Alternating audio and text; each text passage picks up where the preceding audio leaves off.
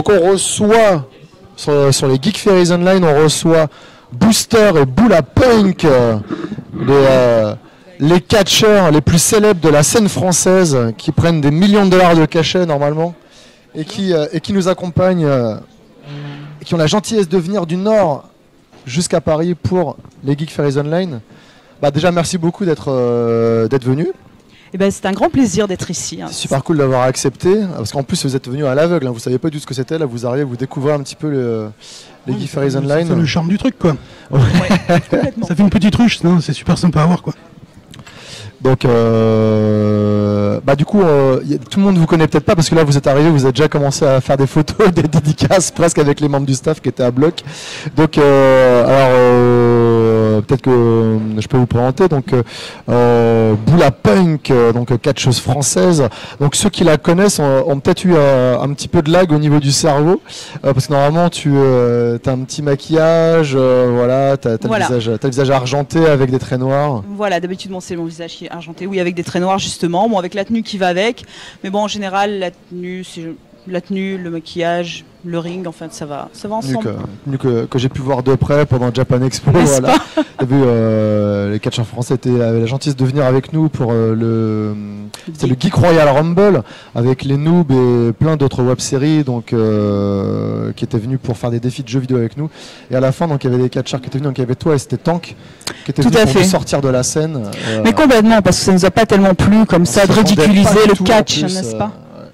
Donc vous volez vos codes pour faire de la merde. Donc, exactement. Et Booster qui est un peu un vieux de la vieille, ça fait très longtemps que... Ça fait 18 ans. Ouais. 18 ans. Ouais. Donc ça fait un paquet d'années. On va revenir un petit peu sur vos parcours par la suite, mais déjà, est-ce que vous pourriez nous présenter un petit peu les fédérations françaises de catch? Parce que on va dire 90% des fans de catch en France, ils connaissent surtout tout ce qui est ligue américaine, mais ils savent pas forcément que le catch en France, ça fait à peu près un siècle que ça existe. Ça a commencé avec des maillots de bain qui se portaient jusqu'aux épaules, mais ça a un peu évolué. Mais du coup, parlons un petit peu de ce qui se passe en France niveau catch. En fait, rapidement, le catch est arrivé en France avec un lutteur français qui était aux États-Unis et qui est revenu en France, qui a ramené ça dans notre pays, en fait, qui a commencé à organiser. Et c'était avant-guerre, en fait, et ça a continué. Et dans les années 60-70, c'était super populaire. Notamment parce que quand la télé est arrivée en France, sur le sol, la seule chaîne de télé qu'il y avait, il y avait du catch, je crois que c'était le jeudi soir en fait, donc tout le monde voyait du catch. Là, t'avais pas le choix, il n'y avait pas de concurrence, il y avait une chaîne. Exactement, il y avait une chaîne et exactement, et pour les gens qui... 100% d'audience. Pour que les gens voient l'importance que ça a quand le personnage de l'Ange Blanc a été lancé. À la fin du journal de 20h en fait, le catch était en première partie de soirée à 20h30, l'Ange Blanc a été interviewé à la fin du journal de 20h en fait.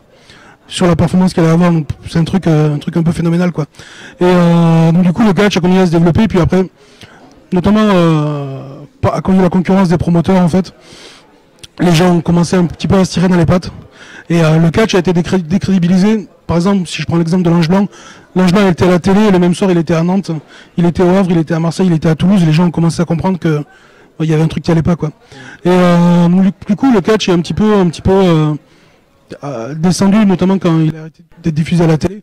Et après, on a eu la chance d'avoir l'influence des fédérations américaines, notamment la WWF et maintenant la WWE. En étant diffusé sur Canal+, ça a créé des vagues de fans en fait. Et assez bizarrement, ce qui a tenu le catch français en vie, c'est cette influence du catch américain. Tous les gens maintenant, quasiment de ma génération ou de mon âge, les gens plus jeunes, si on est dans le catch en France, c'est parce qu'on a découvert le catch aux États-Unis. Le catch américain. C'est un petit peu américanisé d'ailleurs, parce que quand on voit les matchs de catch, on voit qu'il y a les mêmes codes, les gens qui rentrent sur scène avec le micro, wow. Oui, alors il y a des gens qui ont... Ça parle pendant 20 minutes avant de commencer un peu. Il y a des gens en France qui sont restés sur le catch français, on va dire dans les années 60-70, et puis il y a des gens un peu comme nous, en fait, la nouvelle génération qui a fait évoluer le truc, en fait. Et au jour d'aujourd'hui, en fait, il y a plusieurs structures, et il n'y a pas de structure, il n'y a pas de fédération qui fédère toutes les autres fédérations en France. Donc il y a des structures qui existent à droite à gauche, avec des produits catch différents en fait, soit catch français plus classique, soit catch plus moderne. Et voilà, après C'est un secret. Des choses qui passent pas trop, qui traversent pas l'océan. En France, on n'a pas de catch hardcore, par exemple. Il y a eu, moi, je suis quand on était au Hellfest, par exemple, on a fait un tournoi de catch hardcore avec. Alors, c'est pas ce qu'on fait le plus, mais avec les néons et les barbelés. Alors, on n'a pas fait de néons. Il y avait des punaises, il y avait des barbelés, il y avait du feu. Et au Hellfest, on a fait ça pendant 3-4 jours où on a tous fini en sang. C'était très sympa à faire. Mais moi, j'aime beaucoup faire ça. Mais après, on l'a fait en Belgique, on l'a fait 2-3 fois, mais c'est un truc, c'est pas pour le grand public en fait, donc c'est vraiment que les occasions s'y prêtent. Le gros problème, c'est qu'en fait, c'est le truc, enfin, c'est même pas un problème, quoi, comme le catch, c'est vraiment populaire. Donc c'est vraiment, les gens viennent avec leurs gamins, donc c'est vrai qu'on peut pas. On peut pas leur montrer. Il y a certaines choses qu'on peut pas leur montrer. Le Hellfest, ça s'y prêtait. Deux armoires à glace qui perdent un gallon de sang sur le ring. Mais voilà, même si des fois, on a déjà vu quand même des enfants être très fans de quelques gouttes de sang qui tombaient, mais parce que des fois, il y a aussi. Voilà. Des fois, gamins, ils n'ont pas l'analyse d'un adulte en fait. C'est non. comme on regarde des BZ Quel nous survivants, on trouve ça fun. Après, c'est vrai que voir quelqu'un de réel qu'on peut presque le toucher quand on est derrière la barrière, ça. Voilà, il y a des enfants qui peuvent le prendre différemment. Ceci dit, aussi quand les gens le voient, notamment à Japan Expo, je crois il y a 2 ans, où moi j'ai été blessé en fait au front et j'ai saigné pas mal un peu partout. Et les gens étaient pas traumatisés, notamment une dame, je me souviens, qui est venue me voir à la fin et qui m'a dit j'ai vu que vous avez une poche de sang dans la poche. Je dis non, mais sérieusement, j'étais. Moi en plus, je m'étais fait recoudre en fait par la sécurité, la Croix-Rouge. Par la Croix-Rouge en fait à Japan Expo, donc j'avais les trucs en fait. Et la dame m'a dit ouais, c'était super bien, la poche de sang super bien quoi. Et en fait j'étais devant elle à 20 cm avec les poings et elle me dit non super bien la poche de sang. Donc elle était pas traumatisée, elle y croyait pas des masses, mais non mais bref ouais, vu que le catch c'est vraiment un truc grand public et on dit souvent de 7 à 97 ans, donc du coup le sang on évite, à moins qu'il y ait des blessures vraies, et là on peut rien y faire. Mais des blessures vraies en général, le match il est un peu écourté on va dire quoi. Voilà. Ouais. Pour les questions de sécurité pour le catcheur et puis d'hygiène, tout ça, il peut. Absolument. Ouais. En plus, vous transpirez grave, donc les plaies après, il peut y avoir des cicatrices assez moches. Du coup, toi, Boula, tu as commencé le catch. C'est très drôle parce qu'en fait, Booster, je fais gaffe de ne pas utiliser vos vrais noms. Booster, il est formateur donc à l'INC. Donc c'est l'INC. L'INFC en fait, c'est l'Institut national de formation au catch. Ouais. Voilà, et donc Booster, vous êtes partenaire sur le ring et aussi dans la vie. En fait. Voilà, ça fera 15 ans au mois d'août en fait qu'on est mariés. Ouais. Et donc voilà, oui, on s'est rencontrés en 97 et puis. Après un show de catch. Après un show de catch en fait. Tu m'as raconté. Ouais. Voilà. Et voilà, donc en fait, et puis je pense que j'étais la première élève, je pense. Oui, en fait, ma toute première élève et parce qu'en fait la structure INFC n'existait pas encore. En fait, moi j'ai entraîné d'elle parce que je m'entraînais en fait et je partais souvent à la salle. Et du coup, elle a fini par venir avec moi et ça a commencé à lui plaire. Donc elle a commencé à s'entraîner. Et puis moi j'ai vu qu'elle avait un potentiel pour ça et du coup elle est très vite en fait, en quelques semaines quasiment, elle est montée sur le ring, elle a commencé les matchs parce qu'elle avait un potentiel de ouf pour ça. Et mais l'école n'existait pas encore en fait, c'était un peu moi qui je l'ai entraîné pendant que je m'entraînais en fait. D'accord. Et après on a créé l'école et on a été à divers endroits et maintenant on est à Béthune. Et l'Institut de formation au catch, elle existe depuis combien de temps? En fait, alors on a changé de nom plusieurs fois, mais l'école existe depuis 2003 et on est à Béthune depuis 2008. Oui. Vous avez fait un truc pour les 10 ans? En fait, non, on n'est pas très anniversaire, on fait la fête quand on en a envie, pas forcément à cause des dates. Vous avez pas fait venir Luca Di Leo Luca Di Leo, il est, du coup, vu qu'il s'est blessé, il est revenu chez nous, donc du coup, il est... Pour la petite histoire, Luca Di Leo, c'est un élève de Booster qui a signé à la WWE, donc qui est parti catcher aux États-Unis carrément. Donc comme quoi, quand on est fan de catch et qu'on se donne les moyens, c'est un bel exemple de réussite. Ouais. Après, tu disais dans une interview sur les cahiers du catch que il est revenu, parce qu'il s'était blessé, mais aussi parce que le pays lui manquait. Il est revenu dans le Nord. C'est pas tellement le pays qui lui manquait. Enfin, lui, il est de Lorraine à la base. C'est pas tellement le pays qui lui manquait, c'est que la mentalité lui plaisait pas tellement. Ouais, il a été déçu par l'envers du décor aux États-Unis. En fait, lui, il est super fan de catch. Il a toujours voulu faire du catch, son métier. Et, il est arrivé à signer à la WWE. Et quand il est arrivé, il s'est aperçu que là-bas, c'est la passion du catch, certes, mais c'est un business en fait. Mais c'était craqué en plus parce que pour les sélections, il a carrément été invité à participer aux sélections. C'était le seul à être invité. Il a été invité sur. Craqué, quand même. En fait, il a été invité sur une photo, une vidéo, mais le truc, c'est que, il a été honnête avec lui-même. Il s'est dit, est-ce que c'est ce que j'ai envie de faire et est-ce que ça m'épanouit? Non. Au bout de 2 semaines là-bas, il avait déjà envie de partir parce que.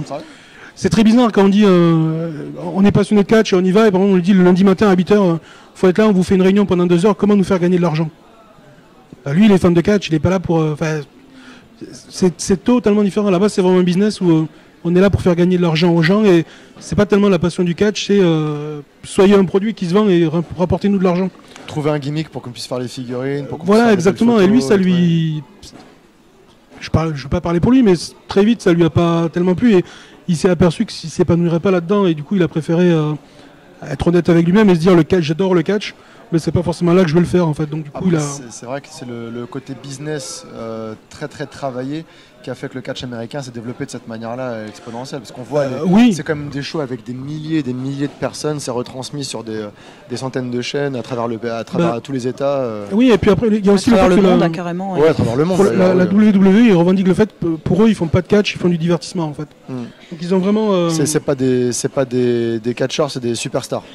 C'est ça exactement, on n'emploie même plus le terme catcheur, on emploie le terme superstar. Et Vince McMahon, le patron de la WWE, a souvent dit en fait que ses concurrents, c'était pas les autres fédérations de catch, c'était Disney, parce que pour lui, il offre aux gens le même produit que Disney en fait, en termes de divertissement et de. Ouais, bon, à part t'as ramené le chaudron magique, je veux dire, c'est plutôt cool les Disney en général. Quoi. Oui, mais dans cet esprit-là, c'est vraiment un divertissement familial et beaucoup moins le côté sportif, quoi. Et donc, toi.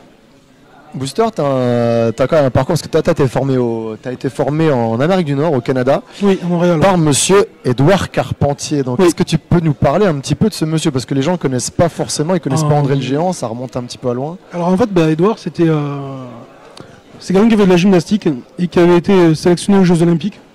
C'était en quelle année ça? C'était au moment de la Seconde Guerre mondiale en fait. Ouais, je n'étais pas né.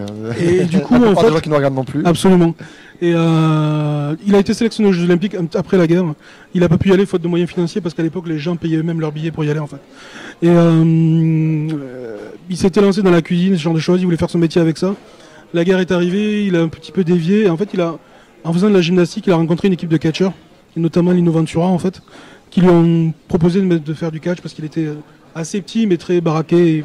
Et du coup, il s'est lancé là-dedans, il a été entraîné et puis il a pas mal catché en France. Et c'était une des stars, l'Élysée Montmartre notamment. Mais il avait amené dans le ring tout ce qui était gymnastique, saut périlleux et tout ça. Et à l'époque, les promoteurs détestaient ça, quoi, parce que ça faisait pas du vrai catch. C'était pas sérieux, le catch, c'était de la lutte et on faisait pas des trucs, on montait pas sur les cordes. C'est le premier qui a amené ça dans le catch. En fait, ça a été le premier. C'était un peu voltige. Voilà, c'était le premier à monter sur les cordes, à faire des trucs comme ça. Et un catcheur canadien qui était une superstar en Amérique du Nord qui s'appelait Yvon Robert était en tournée en France et il a vu Édouard. Il a dit c'est ça quoi, ça c'est le truc. Et en fait pour toutes les raisons qui faisaient que les promoteurs l'aimaient pas en France, Yvon Robert s'est dit ouais là, ça c'est ça quoi, il faut le faire venir au Canada. Il l'a fait venir au Canada, il a fait une tournée de quelques semaines et directement ça a été une star. Et en 1956, il a quitté la France, il est allé s'installer au Canada. Et mais comment t'as fait pour tomber sur lui en fait? La rencontre s'est faite comment? Alors en fait, après sa carrière, il était notamment promoteur d'une fédération à Montréal qui était diffusée à la télé. Et l'âge venant, il a arrêté de catcher, il a fait les commentaires. Et quand la WWF à l'époque a cherché une équipe de commentateurs francophones, ils ont pris Édouard. Et donc quand la WWF à l'époque était diffusée sur Canal+ à partir de 85, c'est Édouard qui commentait avec quelqu'un qui s'appelait Guy Auré. Et en tant que fan, moi j'ai découvert Édouard en fait aux commentaires de la WWF sur Canal+. Et vu que j'ai toujours été fan de catch et j'ai toujours voulu en faire, un jour dans une émission, Édouard a dit qu'il entraînait des catcheurs à Montréal. Et je me suis dit, le seul moyen que je peux avoir de le contacter, j'avais un correspondant au Québec à ce moment-là, et je lui ai dit, écoute, les catcheurs, ça s'entraîne dans des gymnases, envoie-moi les pages du Botend avec les gymnases. Ah ouais, c'est hardcore quand même, c'est la vraie histoire, je jure que c'est Carpentier pour réussir à tomber sur lui. Et en fait, il m'a envoyé... pas internet en plus à l'époque. Il m'a envoyé les pages du Botend de Montréal, et j'ai écrit à tous les gymnases de Montréal, en expliquant que j'étais français, et que je voulais rentrer en contact avec Édouard Carpentier, ou avec quelqu'un qui faisait du catch. Il y a plusieurs gyms qui m'ont répondu, et notamment un gymnase où il y avait quelqu'un qui s'entraînait là, qui connaissait Édouard parce que... T'avais quel âge à l'époque? J'avais 17 ans. 17 ans, ouais. Tu stalkais le mec de l'autre côté du globe en envoyant des lettres au gymnase. Et quelqu'un qui s'appelle Éric Chevrier, m'a dit que je connais Édouard parce que moi je fais de l'haltérophilie et mes entraînements c'est dans le même complexe sportif que là où Édouard donne ses cours en fait. J'ai renvoyé une lettre en disant si tu peux, j'ai envoyé une lettre avec une lettre pour Édouard. Et je dis écoute, c'était ma seule chance. Donne-lui cette lettre, et il se fait le voir, donne-lui cette lettre. Et, donc il est allé voir Edouard pour moi. Et Edouard a lu la lettre, il a dit écoute, dis-lui de venir en septembre et moi je l'entraîne. Le gars m'a renvoyé une lettre et dès que j'ai reçu la lettre, je me suis dit ok, j'ai pris mes billets et puis parti quoi. Mes parents n'étaient pas chaud, mais et donc du coup je suis arrivé à Montréal en fait avec mon gros sac et j'avais loué une chambre pour 2 nuits en fait. Et voilà, parti à l'aventure quoi. Si vous regardez sur Wikipédia Édouard Carpentier, vous allez voir son CV, c'est impressionnant. Et la photo, je crois d'ailleurs que c'est une vieille photo à l'ancienne où il a le slip qui se porte à peu près au niveau du nombril. Oui, donc, à l'ancienne, voilà. Ouais. Et en fait, parce que tu as parlé d'André le Géant, en fait... il a formé André le Géant. En fait, il a entraîné André le Géant. Il a vu André le Géant à l'époque à l'Élysée-Montmartre. Et il lui a dit, t'es pas prêt pour aller aux États-Unis, continue à t'entraîner ici, notamment avec Delaporte et tout ça. Et quand tu seras prêt, je t'amènerai en fait. Un jour, quand il était en France, il a vu André, il a dit, je pense que t'es prêt. En fait, il l'a fait venir à Montréal. Et le premier soir, c'était une vedette. En une fois, en fait, au Canada, c'était... Et après, il l'a fait tourner un petit peu partout. Il a été manager en fait, de André très longtemps. Quoi. André le Géant, vous pouvez googler aussi son nom. André le Géant, il faisait plus de 2,20 m. C'est le catcheur le plus connu de l'histoire du catch, c'est un Français. Un Français, bon, il nous a quittés là. Il est décédé juste après son père, quelques jours après son père, à 40 et quelques... En fait, il est décédé il était revenu en France pour l'enterrement de son père. Il est décédé à l'hôtel la nuit avant l'enterrement de son père, je crois. Mais surtout quand tu as des catcheurs comme ça, comme André le Géant, The Great Khali, le Big Show, donc, c'est des gens qui ont le gabarit tellement abusé qu'ils peuvent se faire très mal. Rien que s'ils trébuchent et ils tombent, ils peuvent se démettre une épaule. Oui, parce qu'à la base, catcher, il faut vraiment se former très très sérieusement. Il suffit pas de se jeter sur les cordes et de se balancer par terre. Oui, et puis ce qui fait que notamment André a eu une telle carrière, c'est parce qu'il faisait des trucs pour son gabarit que personne ne faisait, personne ne pouvait croire qu'il faisait. Du coup, c'était, il a une super belle carrière, alors qu'à la base, c'est une maladie. Il sécrétait trop d'hormones de croissance et c'est ce qui a causé ça, quoi. Bon, bah, sa gueule, il a une gueule comme ça. Exactement. Il y a une photo qui est géniale, une vieille photo où on voit il a une touffe comme ça, donc ça devait être dans les années 60-70, où il est, je crois, dans un aéroport ou dans des coulisses d'un show, et il a 4 nanas, il en a une sur chaque épaule et une dans chaque bras, il est comme ça, et 4 nanas dans les bras, et normal quoi, tranquille, elles sont comme ça, elles sont pas trop rassurées, mais voilà. Ouais, mais en fait, c'est quelqu'un qui avait une vie très particulière parce que rien n'était à sa taille en fait. Et c'est quelqu'un qui en fait, même si c'était une superstar et qu'il a fait énormément d'argent, c'est quelqu'un qui était toujours super solitaire parce qu'il était... rien n'était adapté à lui, quoi. Il y a une anecdote, quand il a dû être opéré, en fait, parce qu'il s'était blessé au niveau du dos, l'anesthésiste a essayé de voir quelle dose il pouvait parce mettre, qu'il fallait, en fait, gérer en proportion. Et à l'époque, je crois que c'était Pat Patterson, qui est un Québécois, en fait, qui connaissait bien André, qui avait dit que je sais qu'au bout de 2 bouteilles et demie de vodka, il commence à être un petit peu pompette. Je sais pas si ça vous aide pour l'anesthésie, mais c'est ce qu'il lui avait dit, quoi. Et donc ils avaient essayé les doses un petit peu au hasard. Parce que son foie, il devait faire 3,5 kg, un truc comme ça.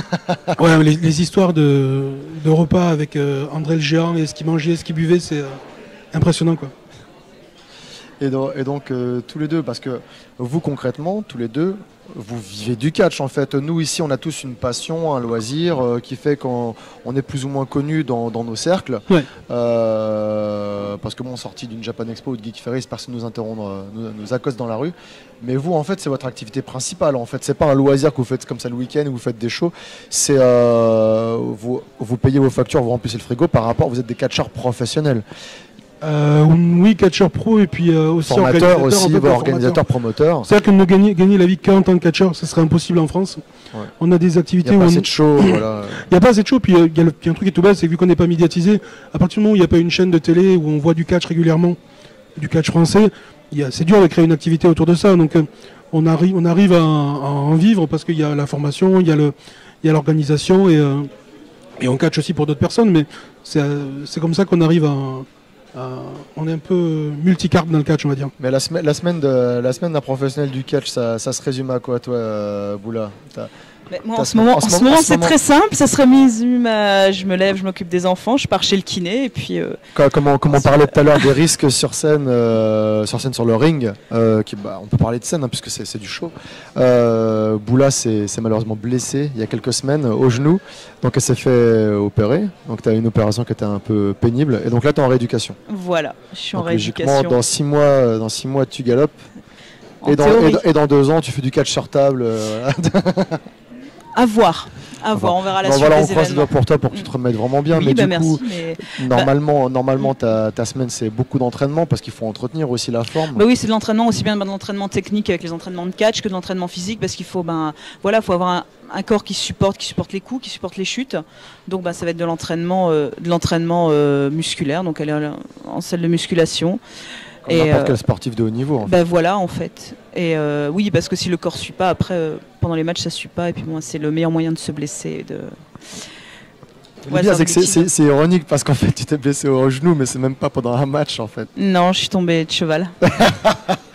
Je disais, mais c'est n'importe quoi. Tu passes ton temps à chiffonner avec des gens sur un ring. Et le moment où tu fais un truc dans la vie de tous les jours, c'est là que tu... En fait, je pense que peut-être que quand tu sais que c'est risqué, tu fais super gaffe. Et dans les choses du quotidien où il y a l'habitude qui s'installe, peut-être que c'est pas en fait, c'était même pas le quotidien. Le pire, c'est que si j'avais appliqué à la lettre mes cours de catch, voilà, j'aurais pas été blessé. Donc faites du catch. Évitez de faire du cheval, c'est plus risqué. Ouais. Voilà, faites du catch, ça vous apprendra à chuter, à pas vous faire mal si vous faites du cheval. Et Oui, donc voilà quoi. Donc c'est ça. Donc en temps normal, donc voilà. Donc c'est puis une journée après, c'est de s'occuper un petit peu de démarcher, de trouver des clients pour organiser des shows. Oui, parce que vous avez deux petits Pokémon à la maison. Ouais, mais du coup, est-ce qu'ils ont envie de suivre la trace de leurs parents? La fille, non. En fait, notre fille est plutôt, c'est plutôt le côté artistique. Hein. Ils ont quel âge déjà? Ils ont quel âge? 10 ans pour la fille et puis 7 ans pour notre petit bonhomme qui lui, par contre, il demande que ça, pouvoir aller aux entraînements avec papa. La dernière fois, c'était tu m'emmènes à la musculation, papa. Carrément. Donc, on a dit, bon, écoute, on va se calmer un petit peu, tu as 7 ans, on prend les élèves à partir de 15 ans, donc bon, toi, on te fera débuter un peu avant. Je pense que pour lui, on aura du mal à attendre 15 ans. Ouais. Vu d'apprendre à chuter, d'apprendre des choses comme ça. Après, tout ce qui est choc et tous ces trucs comme ça. Parce qu'il y a une question de croissance aussi, il faut faire gaffe. Nous, on essaie de ne pas prendre avant 15 ans. Après, ça dépend des gabarits aussi. Il y a des gars qui ont 14 ans qui sont plus baraqués, des mecs qui ont 18 ans. Mais vu qu'il faut bien mettre une limite quelque part, nous, on l'a mise à 15 ans en fait. Sachant que la plupart du temps, nos élèves ont 17 ans. Ça fait très longtemps qu'on n'a pas eu d'élèves entre 15 et 17. En général, c'est plutôt des gens qui approchent la vingtaine ou qui l'ont un peu dépassé. Qui approchent la vingtaine, et on essaie aussi d'avoir des gens qui ont des passés sportifs parce que le gars qui a découvert le catch à la télé, en fait, souvent on lui conseille plutôt de faire un petit peu de muscu, de remise en forme avant de venir. Parce que c'est vrai que quelqu'un qui n'a pas du tout de passé sportif, c'est un petit peu compliqué, quoi. C'est un peu trop violent, puis il y a trop de boulot. Oui, puis après, le truc c'est que dans le catch, il faut arriver à être endurant, il faut avoir une certaine puissance musculaire, il faut être souple. Donc ça, c'est... Des fois, il y a des gens qui sont souples naturellement, ils vont pas forcément être forts et endurants, quoi. Donc il y a un moment, pour avoir ces trois trucs, il faut forcément s'entraîner. Donc du coup, après, c'est quelle que soit la question du gabarit, en fait. Il y a des gros, il y a des petits, il y a des... Quel que soit l'aspect physique, il faut avoir une condition physique qui permette de faire des choses dans le ring, quoi. Après, puis en plus, on peut être aussi bien grand et mince que d'avoir un gabarit où on est un peu plus comme toi ou moi. Il n'y a pas d'impossibilité parce que toi, j'ai vu des matchs où tu montes sur la corde et tu te jettes par terre. Oui, après, c'est une question. Il faut arriver à maîtriser. C'est ça. Il faut arriver à maîtriser son gabarit et à être en sécurité pour soi et pour son adversaire, la personne avec qui on travaille. Et ça, ça demande de l'entraînement forcément, quoi. Et parce que à l'Institut national de formation au catch, il y a des formations toute l'année, il y a aussi des stages courts pendant l'été. Ce qu'on fait en fait, c'est qu'il y a des entraînements toute la semaine en fait une à deux fois par semaine pour les gens qui sont dans le coin. Là, depuis quelques temps, on fait des entraînements spécifiques pour les promos, arriver à parler devant une caméra, ce genre de choses, des entraînements purement physiques. Et donc ça, c'est pour les gens qui sont dans le coin. Pour les gens qui habitent un peu plus loin, régulièrement, normalement une fois par mois, on fait un stage de 2 jours sur un week-end. Et sinon, pour les gens qui veulent vraiment se consacrer à ça, je crois que cette année, au mois d'août, c'est du 4 au 30, on fait 4 semaines de formation au catch. Donc c'est 8 heures par jour. C'est 8 heures par jour, les gens peuvent dormir sur place, et tout est installé pour dormir, manger sur place. Et c'est un peu un mois... on devient un catcheur. L'idée, c'est que pour quelqu'un qui a un physique et qui a déjà une condition physique... Mr Bean, on sort, on est notre attaqueur. Le physique, on ne peut pas le transformer en un mois. Par contre, quelqu'un qui aura un bon physique et une bonne condition physique, en un mois, on lui donne la formation pour pouvoir commencer sur les shows. Ouais. Mais c'est ça qui est super intéressant, c'est que il n'y a pas que l'armoire à glace tout en muscle, en slip, qui est sur le catch, c'est les formations au métier du catch. Donc il y a aussi les arbitres, il y a aussi les commentateurs, il y a pas le promoteur, le valet, quoi, le manager, le manager qui arrive et qui fait monter un peu la température. Donc c'est tous ces métiers-là du catch pour lesquels on peut se former. Absolument, ouais, parce qu'en fait puis il y a des gens qui sont fans de catch qui n'ont pas du tout envie d'être catcheurs, quoi. Notamment Chris Ajust, en fait, avec qui on a lancé l'ICWA à l'époque, lui qui commente le catch sur NT1. Il a toujours été fan de catch. Tout le monde connaît sa voix. C'est vrai, quand on voit sa gueule, quand on googlise le nom, qu'on voit sa gueule, on fait mais il a pas cette tête-là, c'est pas possible. Absolument. Mais en fait, lui, il a toujours été super fan de catch. Ça l'a jamais intéressé de devenir catcheur. Par contre, là, son truc, c'était les commentaires, quoi. C'est comme quand j'ai découvert le visage de Georges Eddy avec sa pure voix d'Américain. Oui, wow. Et quand je vois, non, il a pas cette tête-là, c'est pas possible. Et donc là, vous formez autant des gens qui veulent devenir catcheurs pro que des gens qui font ça pour le loisir aussi. Même si c'est pas le public cible à la base, il n'y a pas de restriction. En fait, on forme tout le monde, mais vu qu'on passe beaucoup de temps à former les gens, la formation de base chez nous, ça fait 80 heures. Donc ça fait 80 heures des fois pour 10-15 personnes. Donc c'est très sérieux, c'est comme apprendre la boxe ou le judo ou le karaté, c'est sérieux, c'est pas de genre ouais je vais y aller 2-3 jours comme ça je vais apprendre à faire un suplex. Non, en fait on a notre formation, ça fait 40 modules de 2 heures. Donc du coup on essaie que ce soit très cadré et il y a des gens qui peuvent venir pour le loisir, mais on a tendance, notamment depuis que Lucas a signé à la WWE, on a nos gars qui s'exportent pas mal, qui vont catcher en Hollande, un petit peu partout. Et nous, on vise le haut niveau, en fait. Donc on n'exclut pas les gens qui veulent faire ça comme un loisir. Mais c'est vrai qu'on n'aime pas trop que les gens loupent les entraînements. On aime bien que les gens qui viennent chez nous aillent aussi au gym et s'entraînent et fassent tout ce qui est à leur pouvoir pour atteindre leur potentiel maximum, en fait. Parce que j'ai regardé sur votre site, il y a pas mal de vidéos qui montrent un petit peu ce que c'est qu'un entraînement. Les mecs, ils sont en basket, en short, en t-shirt. Ils montent sur la deuxième corde, ils plongent, ils font une roulade sur le ring, ils se relèvent, abdos, pompes, étirements. Donc c'est vraiment comme n'importe quel sport de combat. À part que on essaye de pas. Enfin, les compétitions, on n'est pas là pour se défoncer, on est là pour faire un show pour le public.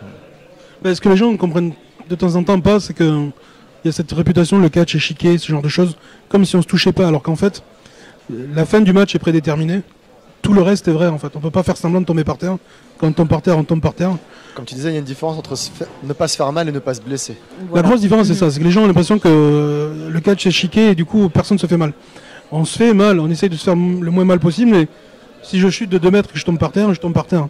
J'ai appris à le faire et j'ai travaillé pour que mon corps soit résistant et tout ça et que puis le corps a une espèce de mémoire, en fait. Donc du coup, on travaille là-dessus, mais on peut pas faire semblant jusqu'à totalement, quoi. Donc effectivement, on se fait mal, mais on essaye de pas se blesser. Et c'est pas du tout le truc au catch, on se fait pas mal, c'est faux, en fait. Il y a une expression aux États-Unis où en gros, si on traduit l'esprit et pas littéralement, c'est en gros on éteint le cerveau. On sait, mais on va dire qu'on sait pas. C'est ça, ouais. C'est comment dire l'idée, c'est que quand les gens viennent voir du catch, ils veulent y croire, ok. Et nous, on fait tout ce qu'on peut pour que ce soit crédible. Mais il y a un moment, si on donne un coup de poing à quelqu'un, il faut qu'on donne un coup de poing à quelqu'un, quoi. Même si tu tapes du pied par terre pour faire le bruit, il y a quand même. Il y a un impact et on va forcément. Qui part. Et moi, c'est-à-dire que l'idée, c'est je peux mettre un coup de poing à quelqu'un et le toucher et pas forcément lui faire très mal. En tout cas, je le blesserai pas. Mais je sais où taper, je sais comment le faire. Parce qu'avec un gabarit comme le tien, avec une droite, tu peux mettre quelqu'un dans le coma. Voilà, concrètement, ça arrivait à Mac Tyson, il s'embrouille avec un mec dans un hôtel. Il lui a mis une droite, le mec était dans le coma, il y avait un trauma crânien, il n'avait pas de gants. Donc, clair et net. Mais le truc, c'est que si je mets un coup de poing à quelqu'un, je vais pas le frôler ou faire semblant comme on fait un cascade, en fait. La cascade, c'est un truc où les gens ne se touchent absolument pas. Il y a un jeu de caméra qui fait que là, les publics, il est tout autour du ring, donc tu peux pas. Il n'y a pas moyen de tricher. Et puis même, aussi bien, donc on apprend comment le donner, donc on sait comment le donner, mais il faut qu'on apprenne à le recevoir aussi, parce qu'on ne peut pas le recevoir. Il faut savoir se placer. Bon, après, je ne vais pas dire que c'est très millimétré, mais bon, il faut savoir où on tape, il faut savoir comment se placer pour recevoir. En fait, c'est vraiment. Quand tu caches souvent avec la même personne, c'est plus simple en fait que quand tu découvres quelqu'un qui a un gabarit différent, tu sais pas trop ce qu'il sait faire, ce qu'il sait recevoir. Mais non, pas forcément en fait, parce que comme on va dire le catch, c'est le langage du catch va être international. Donc ça va être pareil qu'une personne avec... Bon, c'est vrai qu'on est peut-être plus à l'aise avec une personne avec laquelle on a l'habitude de catcher. Et donc il va y avoir des automatismes qui vont être, on va pas être obligé de se voir pendant des heures pour faire quelque chose de bien. Mais c'est pareil, quoi. Moi j'ai déjà catché avec des japonaises qui ne parlaient pas du tout français, que très très peu anglais, mais c'était magnifique, quoi, parce que ça sortait bien, parce qu'en fait on a le même langage et on a le même but, quoi, sur le ring. Donc c'est très intéressant. Oui, puis après on peut aussi se mettre d'accord sur le fait, il y a des scènes des fois dans les vestiaires que les gens trouveraient surréalistes, mais parfois si c'est la première fois qu'on catch contre un gars, on va lui dire écoute, si je te mets un coup de poing comme ça, boum, est-ce que c'est trop fort? Alors du coup dans le test, des fois on met 2-3 coups de poing en disant de taper plus ou moins fort. Et dire comme pour régler en fait, c'est-à-dire que je vais taper, il va venir non ça c'est trop fort, tac un peu moins fort, ok sur le ring ce sera comme ça en fait. Il y a un truc que j'ai jamais vu par contre, peut-être que j'ai pas fouillé assez loin dans les méandres d'internet, c'est du catch mixte en fait, un mec contre une nana. Ça s'est déjà fait, nous on a déjà fait en équipe. Ouais, on a déjà fait. En équipe, mais gars contre filles, c'est plus souvent des matchs en équipe où il va y avoir des garçons et des filles de côté. Que tu sois face, si tu as envie d'être un mec qui défonce une nana, parce que voilà, pour avoir le public avec toi, faut catcher au bon endroit. Hein, voilà. Ouais. Ah, mais ça dépend. Hein. Moi j'ai l'avantage par rapport donc à mon personnage, mon gabarit, de pouvoir facilement retrouver contre des hommes en fait. Ouais. Si c'est Morgane, c'est un peu plus compliqué. Non. Non. Morgane a déjà fait. Non, parce que. Il n'y a pas si longtemps, on a fait un match à 6. Elle va avoir elle a une hargne qui fait que. Ouais, elle peut le faire aussi, quoi. Ouais. Non, moi c'est le truc que j'aime beaucoup, quoi. J'aime beaucoup me mesurer. C'est ça qui est bien dans le catch, que vu qu'il n'y a pas de règles, entre guillemets, c'est un peu custom, on fait un petit peu ce qu'on veut, quoi. Donc surtout d'être formé pour faire ça, comme disent les Américains, ne faites pas ça chez vous les enfants. Complètement. Donc voilà, mais c'est clair. Ça que j'ai peur à chaque fois, surtout quand je vois les divas du catch, et un peu les top modèles du catch américain. Ouais. Quoi. Quand je vois tout le tuning qu'il y a en dessous la peau, je me dis mais si jamais elle tombe à plat ventre, mais il y a une prothèse qui va partir dans le dos, c'est pas possible. Il y a des prises qu'elles ne font pas. Ah mais déjà il y a beaucoup de prises qui sont interdites. Tout ce qui est cervical, machin, maintenant c'est interdit. Il y a plein de trucs qu'on fait plus maintenant, qu'on faisait dans les années 80, mais que. Il y a quelques prises qui ont été enlevées, ouais, notamment parce que, c'est pas, on peut dire que c'est pour le bien-être des catcheurs. En fait, quand les catcheurs se blessent, notamment la WWE, quand les catcheurs se blessent et sont pas sur la route, ils ramènent pas d'argent en fait. Donc la WWE a enlevé certaines prises parce que les gars risquaient de trop se blesser et du coup ils étaient pas sur la route pour ramener de l'argent, quoi. Et toi, tu sais quand tu as catché Serena Deb, filles, oui, moi j'ai déjà catché des filles donc avec qui étaient tunées au niveau de la poitrine. Ah non, la poitrine tu me touches pas là. Bon bah soit. Okay. Écoute, si tu veux, on fera ailleurs, il n'y a pas de possibilité. Mais c'est vrai que les nanas qui ont en général les seins refaits préfèrent ne pas avoir d'athémie sur la poitrine. Ça fait un peu 15-20 000 euros à dépenser pour notamment si Serena Deb, parce que Boula a catché Serena Deb juste avant qu'elle signe à la WWE, avant de travailler avec CM Punk et tout ça. Elle était championne chez nous en fait juste avant de partir à la WWE. Et Serena Deb, c'est quand même, je sais pas si c'est toujours le cas, mais c'est un spécimen parce que sa poitrine rentre dans la pièce 2 secondes avant elle, quoi. C'est vraiment c'est impressionnant, quoi. Et quand on l'a eu, nous, elle avait 21 ans et je crois qu'elle s'était déjà fait faire le nez, le menton et 2-3 fois la poitrine, quoi. Mais son rêve, c'était de signer à la WWE. Et la WWE, c'est contractuel. C'est-à-dire qu'une fille qui va signer à la WWE, le fait de se faire la poitrine, c'est dans le contrat, en fait. C'est la WWE qui paye. Okay. Il y a des canons. Tu vas être des canons de beauté. Le mec doit avoir les abdos jusqu'aux amygdales. C'est ça. Si t'es une fille et que tu vas être signé, ils vont se dire, écoute. T'es soit gros, soit musclé. T'es pas maigre, quoi. C'est ça. Si t'es une fille, t'as forcément du. Voilà. Mais la WWE paye pour ça. C'est-à-dire que s'ils sont intéressés par une catcheuse, ils vont dire, écoute, on te signe, mais il faut que tu acceptes de te refaire faire les seins quasiment 9 fois sur 10. Parfois le nez, parfois le menton, mais c'est pas grave, ils payent. C'est eux qui font. Relooking extrême, là, carrément. Exactement. Les facettes pour les dents et tout. Extrême make-off. Exactement. Donc je sais pas combien de temps il nous reste. Laurent, une bonne demi-heure, c'est royal. 20 minutes. Donc après, moi j'ai quelques petites questions un petit peu bêtes que je gardais sous le coude. Question bête, c'est pour Boula. Question bête. Merci. Donc, cool. Non, par exemple, est-ce que en termes de programme télé, si jamais vous deviez rester un mois enfermé dans une pièce avec un programme télé en boucle, est-ce que vous préféreriez avoir en boucle The Wrestler avec Mickey Rourke ou bien un épisode au pif de la télé-réalité avec Hulk Hogan. The Wrestler. The Wrestler. The Wrestler. Ah ouais. Ah mais The Wrestler quand même. Enfin, ce serait une pièce mais il y aura des couteaux avec donc on va regarder parce que c'est quand même assez badant comme film The Wrestler. Mais est-ce que c'est vraiment représentatif de l'univers du catch parce que c'est quand même en fait c'est quand même bien glauque hein, pour les gens qui sont fans de catch. Il y a beaucoup de fans de catch qui ont vu un documentaire qui s'appelle Beyond the Mat. Ça a été fait par un journaliste américain qui était un journaliste assez connu, qui est pas du tout dans le catch mais qui a toujours été fan de catch. Et un jour il s'est dit bon, c'est ma passion, je vais essayer de faire quelque chose là-dessus. Il a fait tout le monde doit regarder ça. C'est Beyond the Mat, même si vous n'êtes pas forcément fan de catch. C'est même pour les tranches de vie, c'est fabuleux quoi. Et dans The Wrestler, il y a des passages entiers de Beyond the Mat qui sont repris et rejoués en fait. Un match. Il fait son infarctus. Ça c'est dans Beyond the Mat. Okay. Le problème avec sa fille, c'est dans Beyond the Mat, la vraie scène, c'est Jack the Snake Roberts qui retrouve sa fille et ça fait des années qu'il l'a pas vu, il a vu des problèmes et ça se passe très très mal. Et le matin après, Jack Roberts est dans sa chambre à fumer du crack. Tout ça c'est dans Beyond the Mat et ça a été copié-collé pour The Wrestler en fait. Et alors moi qui avais vu Beyond the Mat avant, je me suis dit bon, y a eu beaucoup de copies de choses qui viennent de Beyond the Mat. Et le film en lui-même est super bien quoi. Et c'est pour ça que le film ressemble énormément à la réalité quoi. Le film est très réaliste dans le sens parce que c'est vrai que les gens qui vont regarder la VVE vont se dire oh là là les paillettes, les lumières, ça doit être il doit y avoir des loges qui font 3 km avec des masseuses tout ça. Mais non, mais la plupart du temps les shows de catch quoi. C'est ça quoi. Voilà, c'est roots, c'est c'est se changer dans un vestiaire quoi. Bon on a fait des belles des fois se changer dans un camion, des trucs comme ça mais bon après après ça fait partie du truc, c'est la magie. Parce que c'est aux États-Unis, la WWE, c'est forcément, ils sont forcément toujours dans des grands hôtels et tout ça.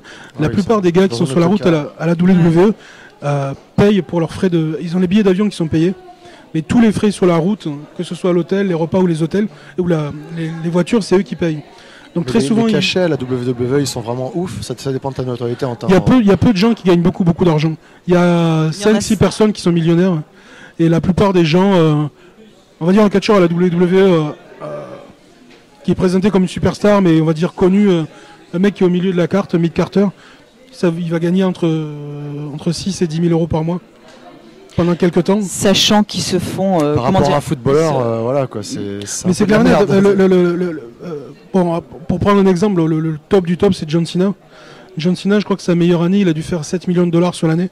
Il a fait il a dû faire 1 million de contrats et 6 millions en merchandising. Voilà, en fait. Le merchandising, ça leur fait, fait doubler, tripler les salaires. Parce qu'il y a action figurines, t-shirt. Voilà, t-shirt, les mugs, les stylos, Et pour cette personne, il y a beaucoup de gens qui John Cena, c'est le top du top et la plupart, vont être entre 5 et 10 000 euros par mois, ce qui est bien, mais. En même temps, ils n'ont pas d'assurance médicale, ils ont beaucoup. Bah oui, c'est les États-Unis, donc tu te pètes un bras, vas-y, sers la carte bleue. Pour donner un exemple, Randy Orton, qui a lui un très beau contrat en fait, expliquait quand même que chaque année sur la route, il dépense entre 100 et 120 000 dollars de sa poche. Entre les hôtels, les trucs, donc c'est. Si tu te fais 6 000 par mois, tu fais le calcul, ouais. Lui il gagne beaucoup plus que ça. Lui il gagne beaucoup plus que ça, mais peut-être pour ça qu'il dépense plus sur la route parce qu'il veut se prendre une chambre sexy. C'est aussi pour ça parce qu'il partage peut-être pas sa voiture et peut-être qu'il prend plus l'avion alors que les autres roulent en voiture, mais ils ont aussi énormément de frais. En fait, le salaire en lui-même ne veut pas dire grand-chose quoi. Il y a peu de gens qui après la WWE peuvent s'arrêter de travailler. Ils reprennent la plupart ou continuent de catcher sur les indépendants ou reprennent un métier. Il y en a qui deviennent pompiers, il y en a qui deviennent entraîneurs, il y en a qui deviennent... tout le glamour qu'il y a autour de la WWE, en fait, c'est les patrons de la WWE qui font beaucoup d'argent, quoi. Mais les catcheurs en eux-mêmes, pas tous, quoi. Ça, c'est la VVE, parce qu'il y a énormément quand même de structures indépendantes qui vont être, que ce soit aux États-Unis ou n'importe où dans le monde, où on va avoir justement, ça va être plutôt le schéma du wrestler quoi, qui va s'appliquer, quoi. Ça va plutôt être ça, quoi. Les shows de catch, c'est 90% du temps, ça se passe comme ça. Tu vois les vieux catcheurs dans le wrestler à un moment donné qui sont à une séance de dédicace où ils font payer $10, $20 la dédicace parce qu'ils ne peuvent vivre que de ça, parce qu'ils catchent plus. Tu vois les mecs qui sont là avec des prothèses, il y a un mec qui a une poche d'urine à côté de lui. Enfin... ça se fait. Il y a eu des tournées en France avec des... j'ai puis un producteur. Quand il y a les Américains qui viennent à Paris Manga, au Toulouse Game Show, tout ça, les Américains font payer leurs dédicaces, c'est comme ça, c'est le système qui est comme ça, donc il n'y a pas de souci. Mais c'est vrai qu'au bout d'un moment, tu te dis, mais merde, je fais catcheur ou pas? Parce que si à 50 piges, j'ai une hanche en plastique et. Après, c'est la façon aussi c'est la façon d'envisager sa carrière aussi. Il y a des gens qui voient ça comme toute leur vie est là-dedans en fait. Le catch va passer avant la famille, avant tout quoi.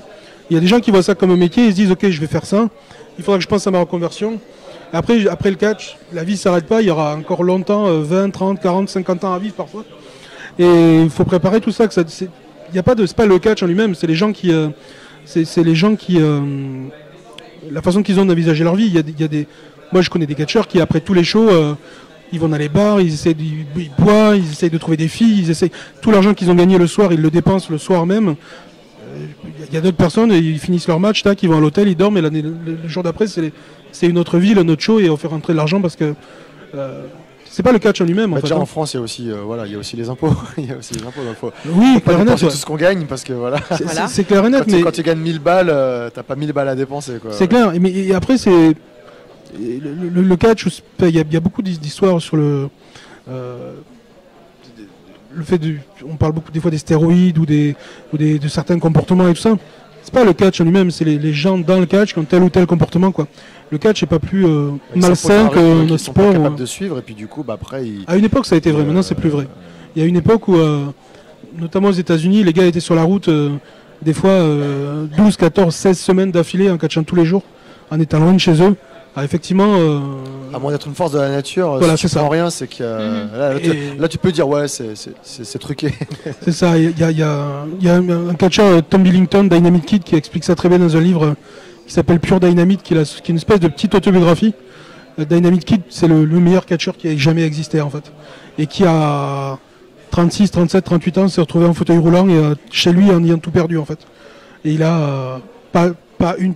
Il est parti de chez lui quand il avait 17-18 ans. Il a quitté l'Angleterre pour aller au Canada. Comme toi en fait. Hein. Voilà, il est revenu, il avait 36, 37, 38 ans. Il est revenu, il avait autant d'argent en poche que quand il est parti. C'est le catcheur qui a fait une fortune. En fait, il s'est perdu en route. En fait, quand il a quitté le Canada, tout ce qu'il avait, il l'a laissé à sa famille. Il est rentré, il est parti en fait. Et maintenant, il est en fauteuil roulant. Mais lui a vécu sa vie comme ça, quoi. Je veux dire, toute la drogue qu'il a pris, tous les stéroïdes qu'il a pris, personne ne l'a obligé, quoi. Donc dans Wrestler, tu vois Mickey Rourke qui dans les salles, tout ça, il se fait procurer plein de drogues, des choses pour la musculation. Il fait les UV, il fait des couleurs pour ses cheveux parce que voilà, c'est le personnage qu'il représente quand il est sur scène. Et après, quand il fait son infarctus, le médecin lui dit oui, il faut que vous arrêtiez tout ça. Ouais, non, je peux faire sans les produits. Il fait, non, mais le catch, c'est plus possible. On vous a fait un triple pontage, je sais pas quoi, c'est terminé pour vous. Et le mec, il peut pas, parce que déjà il galère pour payer son loyer de merde qu'il a dans un truc. C'est aussi parce que le catch, on a un personnage en fait. On a ce qu'on appelle une gimmick, un personnage. Et des fois, les gens se perdent eux-mêmes. C'est-à-dire qu'il y a des gens, moi que j'ai vu des gens devenir leur gimmick en fait. C'est des gens totalement normaux dans la vie qui avaient un personnage et dans la vie normale, ils sont devenus leur personnage. Quelqu'un comme Macho Man avait cette réputation, il avait totalement frisé quoi. Ouais. C'est un catcheur génial, mais dans la vie il était devenu ingérable parce que dans la vie c'était le Macho Man quoi. C'est lui qui était dans le hall de l'hôtel, il fait appelez-moi un taxi. Ah oui non le gars. Carrément. Le gars était, il se levait, il était le Macho Man dans la vie de tous les jours et il avait frisé quoi. Ça c'est dangereux quand même. Justement, il faut vraiment réussir à faire la part des choses. Voilà, d'avoir son personnage de 20h, on va dire de 20h à 22h, et puis après, revenir à la réalité et puis avoir les pieds sur terre. C'est très important. C'est dans le catch qu'on peut avoir plusieurs vies en fait. C'est-à-dire qu'on est, par exemple, il y a pas longtemps, on a fait une émission sur TF1 avec Arthur, et les gens nous reconnaissent dans la rue et tout. Et après, c'est un temps, tu vois, mais on a cette chance on est des gens tout à fait normaux, tu vois, on a nos enfants, on a une vie normale. Et le week-end, on est des stars, tu vois. Mais en même temps, on n'a pas les désavantages parce que le lundi, on n'est plus des stars, personne ne nous connaît. Et donc, du coup, on a cette vie de nous, normaux, nos personnages. Mais juste le petit peu qu'il te faut. Oui, puis c'est pas toi, en fait, c'est ton personnage dans le catch. C'est pas chiant quand tu vas acheter ton pain, il n'y a personne qui dit ah. Ouais, mais nous, l'endroit où vous habitez, tout le monde nous connaît. Ouais, comme dans notre village, tout le monde nous connaît. Et les gens nous disent, vous avez vu à la télé, c'était super cool et tout ça, mais mais c'est nos personnages, tu vois. Alors c'est nous, mais c'est simple, voilà. Les gens vous ont connu avant de vous voir là-dedans aussi. Alors que quand les gens vous connaissent par le catch et vous voyez IRL après, la relation qui se construit, elle est différente. Il y a ça, puis il y a aussi cet avantage entre guillemets de ne pas avoir une telle notoriété que on peut se la jouer. Tu vois, c'est toujours les gens nous reconnaissent ou quand on a fait des tournages, notamment avec Canal+ et France Télévisions. C'est toujours très bon enfant. Tu avais été consulté pour les Reines du Ring et puis pour Odo. J'ai été consultant pour les Reines du Ring. C'est pas l'expérience que j'ai préférée, mais j'étais quand même consultant. Mais aussi pour le cinéma ou pour la télé, ça t'arrive des fois de former des gens, d'apprendre quelques trucs pour être crédible devant une caméra. Absolument. Ouais. Notamment quand on a fait les projets avec Canal+ et France Télévisions, on a entraîné les acteurs et on a réussi notamment dans certaines scènes à se passer de doublure, ce qui était assez cool parce que les acteurs nous ont fait assez confiance et les producteurs aussi pour que les acteurs eux-mêmes puissent... Au niveau des assurances, ils sont très frileux. Hein. C'est vrai que dès qu'il y a un truc un peu risqué... La télé, beaucoup moins que le cinéma. Le cinéma, ça a été l'enfer. C'est aussi pour ça que moi, pour le cinéma, depuis qu'il est passé aux États-Unis, il sort d'une chaise, il a des câbles. Hein. Et c'est... après, cinéma français, moi, je connais peu, mais pour ce que j'en ai vu, c'est très particulier. Quoi. Mais pour la télé et tout ça, c'était très... ils ont joué le jeu à fond. Quoi. Et c'était très sympa. Quoi. Et du coup... toi, tu as été formé un petit peu au catch moderne par Edouard Carpentier. Mais du coup, toi, ta petite préférence quand même, est-ce que ce serait plutôt old school ou moderne, mais moderne dans le sens post 2000, quoi, tu vois. Est-ce que tu es plus Hulk Hogan, André le Géant, ou est-ce que tu es plus John Cena Moi, j'ai un peu comme tout le monde, j'ai la nostalgie du temps où moi j'ai découvert le catch. Quand les gens ont découvert le catch dans les années 90, c'est ça qui était le mieux.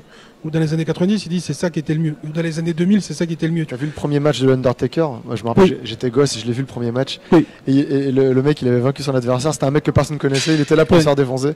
Et il a foutu le mec dans un sac à macabé et il saute à pieds joints sur le sac à macabé après. Je crois qu'il l'a plus jamais refait après. Ils ont dit on va peut-être un peu modérer. Ouais, ils se sont dit ça sert à rien, ouais.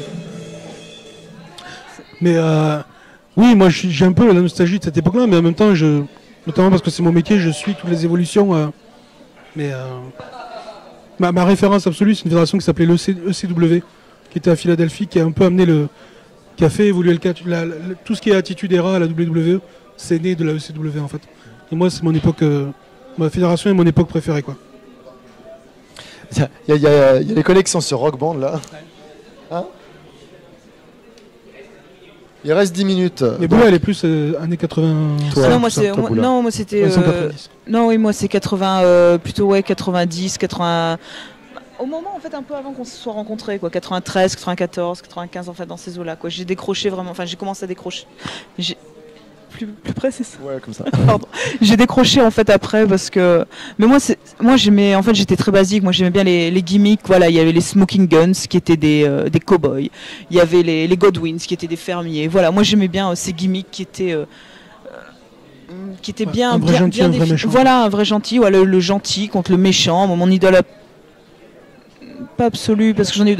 Il y avait Razor Ramon qui était voilà le bad guy là. Vous connaissez, j'ai un pote qui s'appelle Dam Dam, s'il nous regarde, je lui fais un gros coucou. Lui, il est fan, son catcheur ultime, c'est The Sandman. Un mec éclaté des dizaines de canettes de bière. On l'a vu en live. Complètement timbré. On l'a vu en live. Alors lui, s'il avait frisé dans la vie, ça devait être très compliqué. Parce que, il est exactement dans la vie comme il est dans la... C'était un mix entre Macho Man et Django Edwards, quoi. En gros, c'était... Et c'est un gars qui a une réputation, il peut pas... je devrais pas dire ça, mais excessif, quoi. Il peut pas catcher s'il est pas ivre. C'est-à-dire qu'il est lui, c'est le catch de l'homme sous, quoi. Non, il y en a certains comme ça. Faut pas mettre sa toute première gimmick, c'était il arrivait en tenue de surfeur avec une page de surf et des lunettes de soleil. Et les gens détestaient ça parce que c'était un personnage qui lui allait pas du tout, quoi. Et il était dans les vestiaires là, il buvait des bières, il fumait des cigarettes et un jour quelqu'un s'est dit mais pourquoi tu vas pas au ring comme ça en fait, c'est toi ça, quoi. Il lui a dit c'est pas possible, tu vois, il a dit on essaye une fois en fait. Va au ring, tu as ta cigarette à la main, tu es en train de boire une bière, on voit ce qui se passe. Les gens ont adoré directement, quoi. Et le mec il s'en fout, il vient, ouais bon, je plie le match et je rentre dans le vestiaire, merci. Et lui disait, moi je connais des gens, notamment en Angleterre, ça, qui ont travaillé avec lui, et lui il refuse de travailler s'il n'est pas ivre. Parce qu'il considère que c'est pas... Il faut qu'il soit ivre, quoi. Donc, du coup il boit, et une fois que c'est lui, donc il a sa petite préparation, 2 heures avant il commence à boire, et puis... il y a des gens du coup qui refusent de travailler avec lui, quoi. Enfin, moi je dis que personnellement je travaillerais pas avec quelqu'un qui aille parce qu'ils ont peur de l'accident. C'est par rapport au business, ça devrait pas exister quoi. C'est-à-dire que le gars devrait pouvoir faire semblant d'être ivre sans l'être quoi. Ouais. Et puis c'est même pas rassurant parce que quand on a des prises à faire, c'est vrai que sachant que l'autre est ivre, tu te s'il la pousse un peu trop loin, il te fait sauter l'épaule et après tu combats plus pendant. Si tu dois sauter, s'il te rattrape pas, tu vois, t'as l'air. Aux États-Unis ça marche parce que c'est une fédération qui avait ses propres fans quoi.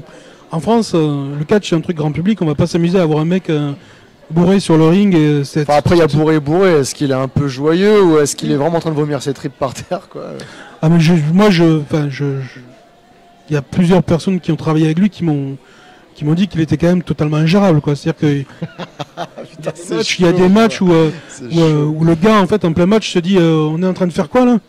Alors, on est dans le match tu vois, il dit mais tu vois c'est quoi on vient de commencer, on est à la fin, il dit non mais ça fait 2 minutes qu'on est là, on a encore 20 minutes à faire. Ah je peux pas c'est quoi le finish?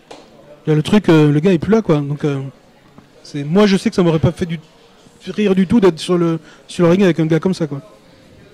C'est des anecdotes cocasses comme ça. Mais du coup, tous les deux, s'il y avait eu, tu as parlé du catcheur qui avait suivi un peu ton parcours mais qui avait mal fini en chaise roulante, est-ce qu'il y a un catcheur qui vous a... On vous pose tout le temps la question, de toute façon sur Ask, je vois que tous les deux vous avez un Ask FM et que vous avez très régulièrement des questions. Toi, je crois que tu en as 800-900 questions. Mais ça doit faire 2-3 semaines que je suis dessus, mais ça a pris un peu comme... Ça a pris de l'ampleur très rapidement. Ah ouais, ça a explosé tout de suite. Et quasiment tous les catcheurs français s'y sont mis dans la...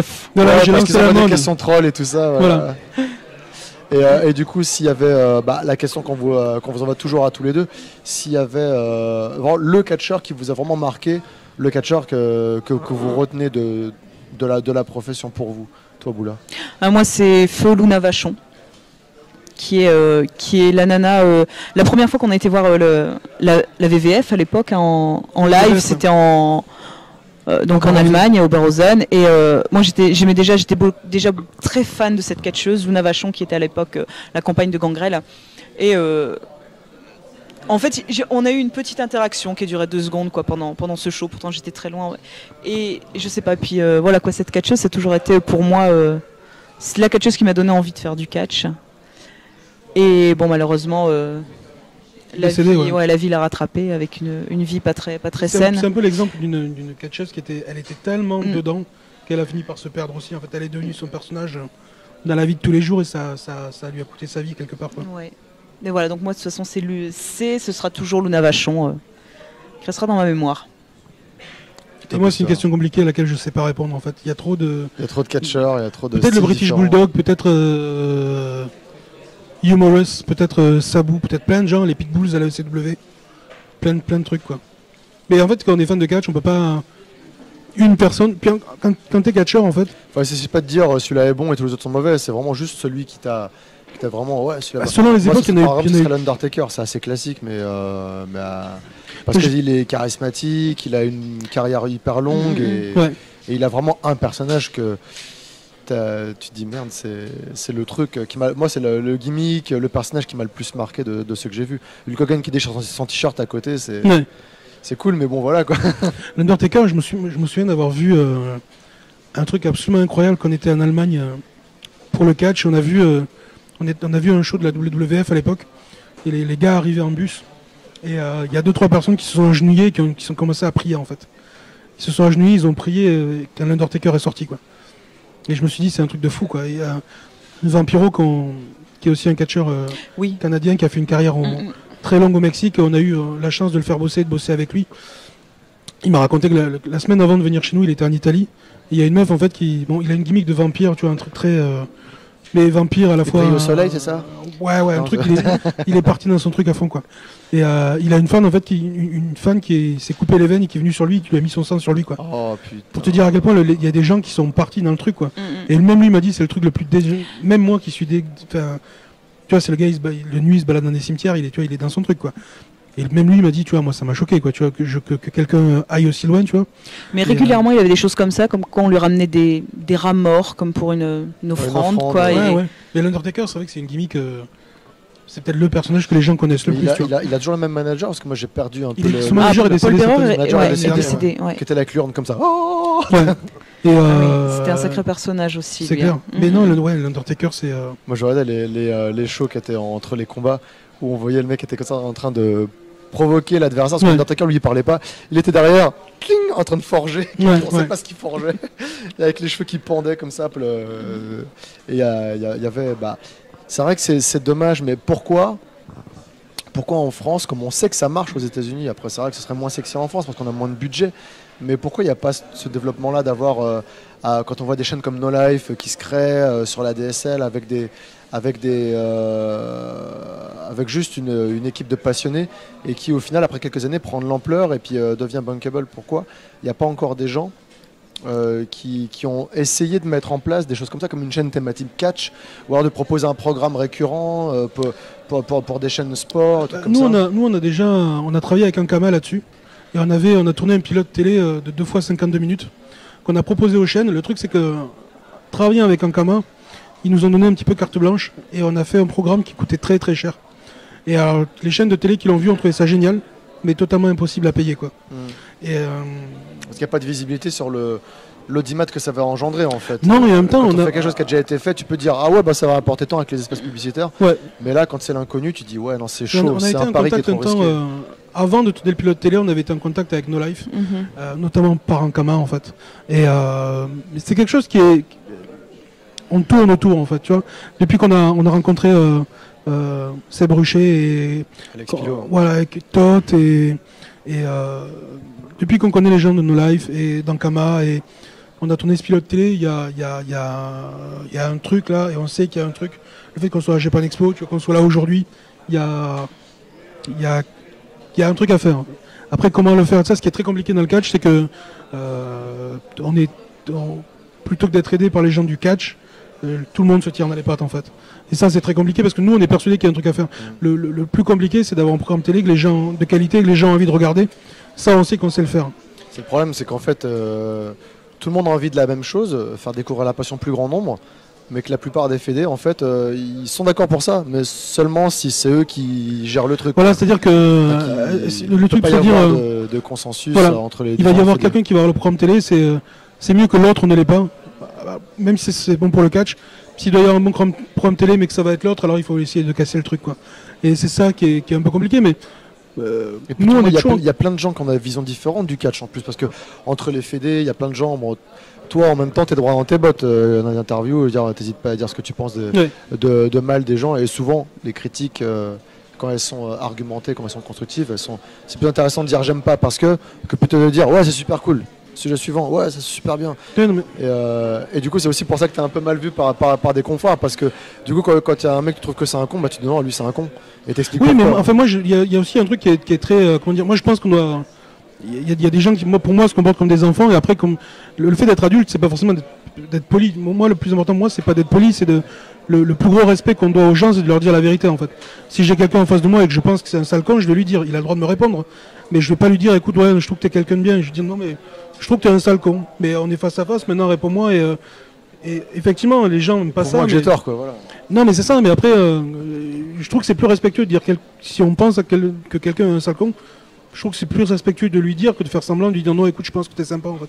Et après, c'est ma façon de voir les choses, mais effectivement, parfois, je suis pas très diplomate, mais ça permet aussi d'avancer, tu vois. Il y a des gens, moi, avec qui j'aimerais travailler, qui n'ont pas forcément la même approche, mais si on est fan de catch, qu'on est passionné de catch, qu'on veut faire des choses, normalement, on devrait pouvoir passer au-dessus de ça, quoi. Du coup, là, on a fait un petit peu notre temps. Pour finir, votre actu, parce que là, on a parlé d'institut de formation au catch. Il y a des stages qui sont en cours en ce moment. Il y a des stages qui approchent pour des modules prochainement. Ouais, donc, c'est quoi les dates à pas rater en termes de formation, même de show, de représentation? Alors pour la formation, le prochain stage, c'est 22-23 février. Et il y a toutes les dates qui sont sur le site, c'est infcatch.fr. Il y a l'agenda avec toutes les formations, les dates de stage, la formation continue, il y a absolument tout. Et pour les dates de show, pour les dates de show prochainement, ça va être annoncé sur le site en fait là. Et En fait, on a pendant très longtemps, pendant les 2-3 dernières années, on s'est concentré sur vraiment ce qui était grand public. Et là, cette année, on va continuer les trucs grand public et on va se remettre à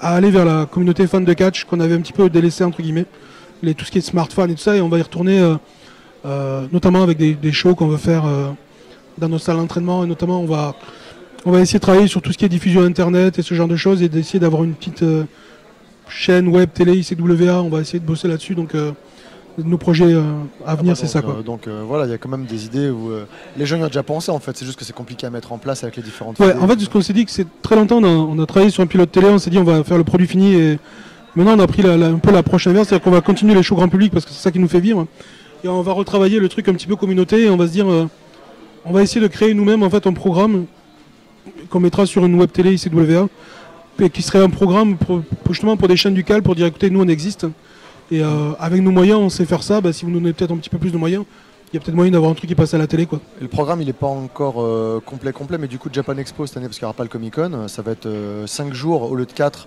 uniquement Japan Expo pour leur anniversaire. Est-ce qu'on pourra vous y croiser, ou est-ce que vous savez pas encore? Alors en fait on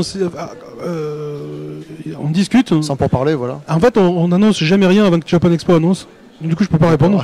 Et le deal ça a toujours été ça, parce que vu que les catcheurs japonais et tout ça, quand on négocie, il y a une manière de faire les choses très respectueuse, et il y a beaucoup de... Négocier avec les Japonais, c'est très particulier. Donc du coup, pour éviter que quoi que ce soit fuite, tant que Japan Expo n'a rien dit, on ne dit rien. On a toujours fait ça et on continuera. Et en dehors de Japan Expo, du coup, est-ce qu'il y a des shows qui sont programmés pour les semaines ou les mois à venir, où on pourra vous voir? Notre plus gros show... Papoula qui est en convalescence pour l'instant. Notre plus gros show de l'année, ce sera le 24 mai. Voilà. Le 24 mai, on fait une Révolution. C'est notre plus gros show de l'année, ça a toujours été Révolution. Ah, ça revient Révolution alors? Ça revient cette année. C'est la première fois que je le dis, en fait. C'est une exclue pour vous. Wow. C'est le 24 mai, on fait Révolution 6. Et ce sera dans le Nord. D'accord. Et oui, et ça risque d'être d'ici là, il y a des shows, il y a des shows avant, il y a des shows après, mais notre gros show de l'année, ça va être ça. Bon, tu vois, on va essayer de te faire prendre un haricot magique pour que tu puisses... Mais même si elle n'est pas sur le ring, Paula sera là. Oui, oui, je serai là de toute façon, quoi qu'il arrive. Soit si je suis pas sur le ring, je serai à côté. Je serai à côté, exactement. Je ferai comme ce que je fais depuis quelques temps maintenant. J'accompagne Morgane au ring. Et on va bien ensemble. Et en tout cas, merci beaucoup. Merci de nous avoir fait l'honneur de faire toute cette route pour venir nous rejoindre. Avec plaisir. Donc alors au mois de mai, pour Révolution dans le Nord, où on vous invite à aller sur le site de l'Institut National de Formation au Catch, INFC. Donc le C, c'est pas pour cheval, malheureusement. Non. Voilà. Et vous avez aussi une page Facebook ou on a la page Facebook pour les NFC, pour les ICWA. En fait, donc allez-y liker la page Facebook, la Foxagram, il faut que le catch français il perce un petit peu. Tout ce qui est formation, c'est INFC, Institut National de Formation au Catch.